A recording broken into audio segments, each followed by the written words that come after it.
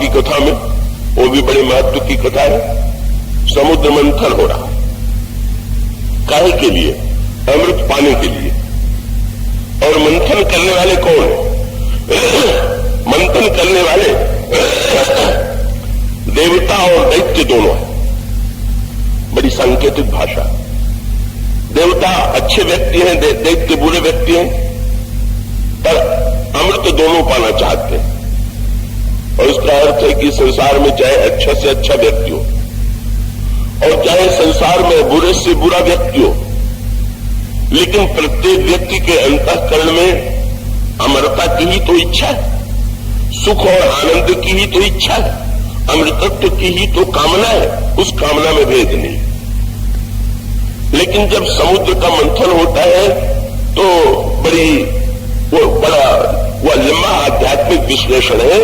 अंत में ये कथा आती है कि जब समुद्र का मंथन किया गया तो समुद्र के मंथन में अमृत निकला। पहले तो अन्य वस्तुएं निकली और अन्य वस्तुओं के बाद फिर अमृत निकला।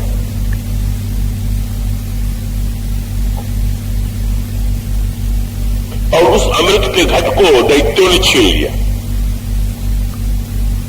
तब देवताओं ने सोचा कि अब क्या करें, हमने इतना परिश्रम किया तो दैत्य का घड़ा तो अमृत का घड़ा तो दैत्यों के पास चला गया।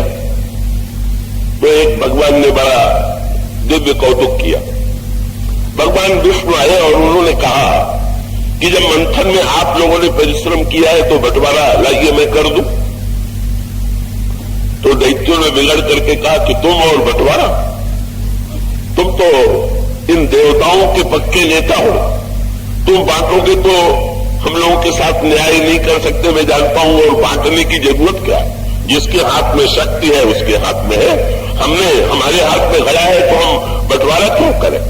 नहीं करते बंटवारा, हम अकेले पिएंगे। भगवान विष्णु मुस्कुरा करके लौट गए। लेकिन वो तो बड़े कौतुकी है। तुरंत एक बड़ी सुंदरी, दिव्य सुंदरी का रूप बना करके, मोहिनी का रूप बना करके आ गए।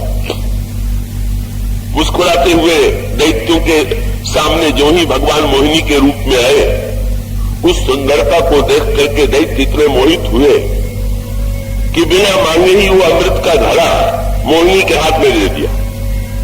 मोहिनी ने कहा, आप हमें क्यों दे रहे हैं?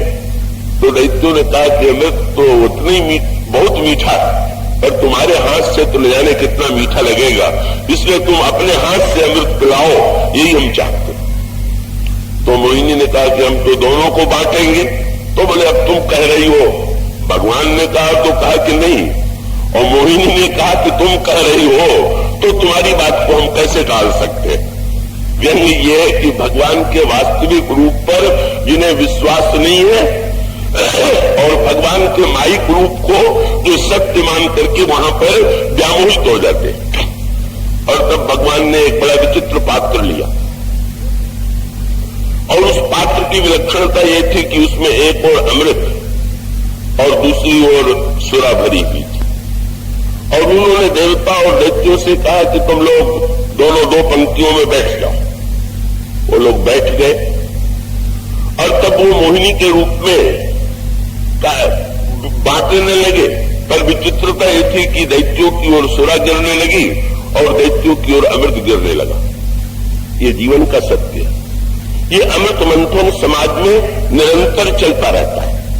अच्छे और बुरे व्यक्ति की अभिलाषा एक ही है, लेकिन विचित्रता यह है कि कुछ लोगों के पात्र में सुरा गिर रही है और कुछ लोगों के पात्र में अमृत गिर रहा है। इसका अभिप्राय क्या है? भाई, जो व्यक्ति धन पा करके, विद्या पा करके, पद पा करके, सत्ता पा करके उन्मत्त हो रहा है, वो दैत्यों वाली पात्र में बैठा होगा? का वो सुरा पी रहा है, उन्मत्त हो रहा है पद की सुरा पी करके, धन की सुरा पी करके, पांडित्य की सुरा पी करके। और जिसके अंतःकरण में इन वस्तुओं को प्राप्त करके लोक कल्याण और सेवा की वृत्ति जागृत हो रही है, वो देवताओं की पंक्ति में बैठा हुआ। ये अमृत और सुरा जो है अनादिकाल से बट रही है और इसी तरह से बटती रहेगी। लेकिन उसमें एक कथा बड़े काम की। क्या कि भाई कुछ लोग देवता और कुछ लोग दैत्य होते हैं, लेकिन क्या यही दो ही प्रकार के लोग होते हैं? कि नहीं, तीसरा एक और प्रकार है। कौन?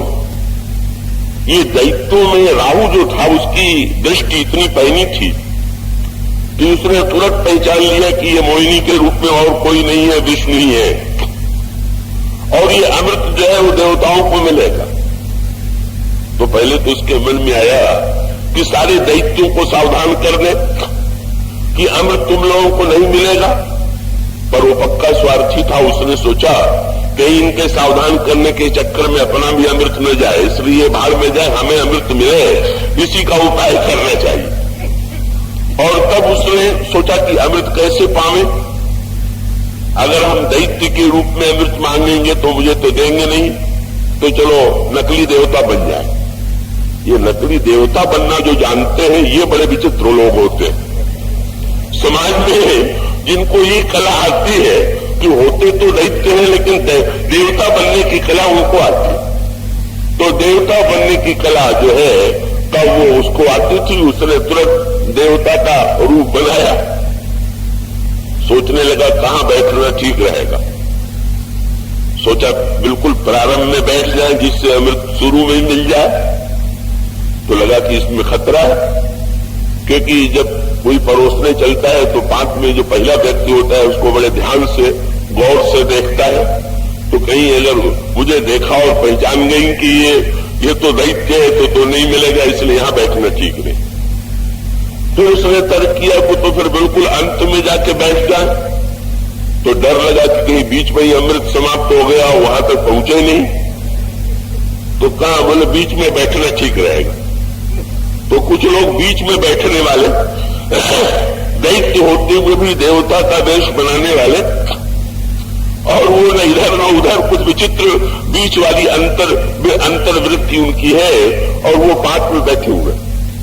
सो भगवान मोहिनी के रूप में अमृत लेकर के आए। राहु ने तुरंत जल्दी से अपना पात्र बढ़ाया और भगवान ने मुस्कुरा करके अमृत की एक बूंद जो है उसके पात्र में दे दिया। उसने तुरंत जल्दी से हड़बड़ी में, और देवता चाहे विलंब लगाने पर उसने तुरंत पी लिया। और जो ही पी लिया तब कथा आती है कि सूर्य और चंद्रमा इन दोनों ने पहचान लिया राहु, और भगवान विष्णु से कहा कि आपने किसको अमृत दे दिया? ये तो दैत्य है, देवता के वेश में आया हुआ है। सो चक्र लेकर के उन्होंने तुरंत चक्र चला दिया, राहु का सिर कट गया। लेकिन विचित्र बात हुई कि सिर भी जीवित रहा और धड़ भी जीवित रहा। बड़ा विचित्र लोगों को लगा।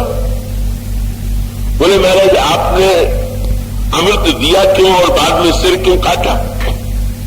तो भगवान ने बड़ी सुंदर बात कही। भगवान ने कहा अमृत तो इसलिए दिया कि मैंने सोचा कि चाहे जान में चाहे अनजान में जिसने मुझे पहचान लिया उसको अमृत पाने का अधिकार तो हो ही गया। पर इतना होते हुए भी सिर को काट लिया। बोले विचित्र व्यंग ये है कि बहुत से लोग का जो इसके जीवन में ज्ञान तो है लेकिन विश्वास का बिल्कुल अभाव। अगर विश्वास होता तो मुझसे कह देता कि मुझे कृपा करके अमृत दे दीजिए, मैंने आपको पहचान लिया।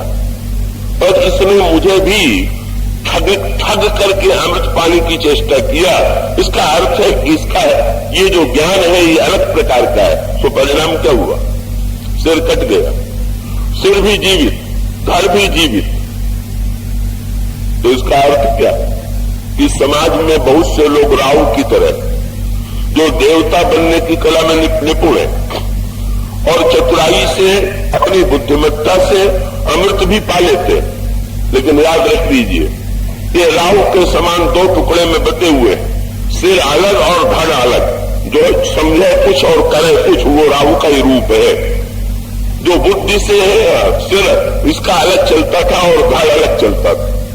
तो यही जिसका मस्तिष्क अलग चले, बुद्धिमत्ता अलग चले और हृदय और का भुजा हृदय और चरण दूसरी दिशा में चले, यही जो असामंजस्य है, यही असामंजस्य रावण के संदर्भ में, राहु के संदर्भ में। और इसका अभिप्राय यह है कि जीवन की जो परिपूर्णता है वो तो जैसे शरीर, हृदय और मस्तिष्क तीनों मिलकर के एक व्यक्ति जो है पूरी तरह से जीवित व्यक्ति, स्वस्थ व्यक्ति रहता है। इसी प्रकार से कर्म का विश्वास और विवेक का इन तीनों का सामंजस्य जीवन में का होने की आवश्यकता है। इन तीनों का सामंजस्य जो है बड़ा उपयोगी।